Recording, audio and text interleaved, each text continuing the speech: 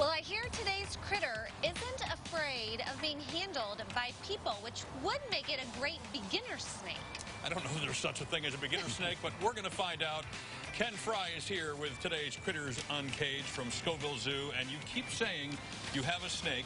You brought in a very large cooler, which had a smaller box in it, which had a smaller box in it, and I still haven't seen a snake. It's in here, and it's a burrowing snake, so it's a Kenyan Sand Boa, so the sand substrate is what they would hide in. Okay. And so he is in here. You just pour him out and... Yeah. There he is. Does that anger him at all?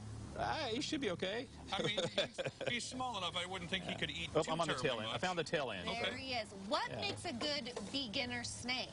I think it's the snake itself. It's just a good disposition, like a corn snake, or you hear African house snakes are pretty laid back. You know, so a snake that just doesn't have that. I have heard that, Ken, but I know it now. It's all over the in the zoo world. We say it all the time. If I don't say that like once a day. Apparently our Twitter profiles are very different.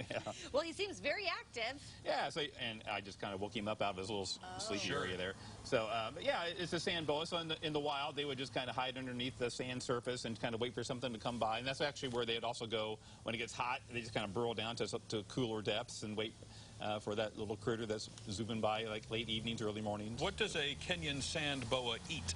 They're going after the rodents and maybe, some insects I imagine they would go after as well. So if you had one at home, for example, as a beginner snake or as a pet, you would go to the pet store and buy rodents? Yeah, little pinky mice. Ooh. And the snakes can eat something that's 3 times as big as their head. So this head here is, like 3/8 of an inch wide there. So that times 3 is 9/8, so just over an inch, I guess. Yeah. If I did my math correctly. Pretty impressive. Yeah, something an inch wide it can actually eat, in its head, and they kind of open their mouths. Or their jaws here are just kind of hinged at the corner where we're kind of our jaws are like notched up into our skull here, so we can't open up real wide, except in horror movies where it gets really freaky. How big is this snake gonna get? Is he full grown? Not much larger. Yeah, it'll get maybe a few more inches longer, and they're really soft. It kind of has that Jersey cow kind of pattern. A little bit, sure. But feel how soft that is. Very soft and kind of cool and smooth, and and it's just just a real sweet, easy-going snake. Well, you've got some sweet things happening at the zoo as you're winding down. Yeah, we do. Like what? Well, you got your last day.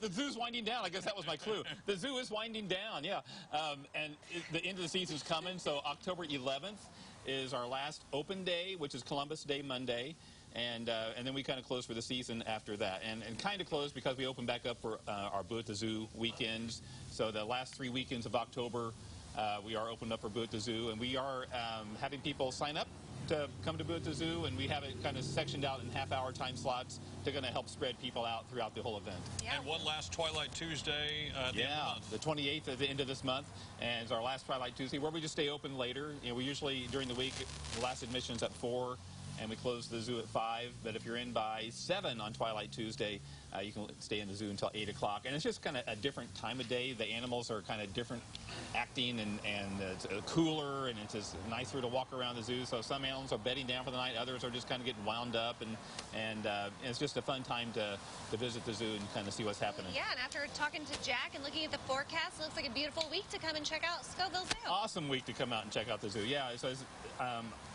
and it was a beautiful weekend, so this is the time to kind of come and check us out and see us 1 or 2 more visits before the season ends. And October 11th is that date. Did we get a name of the snake? No. I feel like we bypassed the snake's name. Sandy. Oh, Sandy. Yeah. See, I should have known this. How do you know Sandy's a girl? Well, it could be a boy or a girl. Oh. The Sandy name. Sandy from Flipper. Certainly both, sure. Sandy, Sandy Koufax. Yeah, pitcher, yeah. And it's had that name for almost 18 seconds now. So, you're really good on that, then. It's gonna stick. I have a feeling it's gonna stick. Yeah. Okay, well, we appreciate you bringing Sandy by for a visit here, our little Kenyan, little burrowing snake we've got going on. And he came in a container that's much bigger than he is, so wasn't as scary as perhaps we once thought. All right, all of this can be found, if you want to watch it again, on our Facebook page, and all those details are there as well for the end of the season at Scovill Zoo.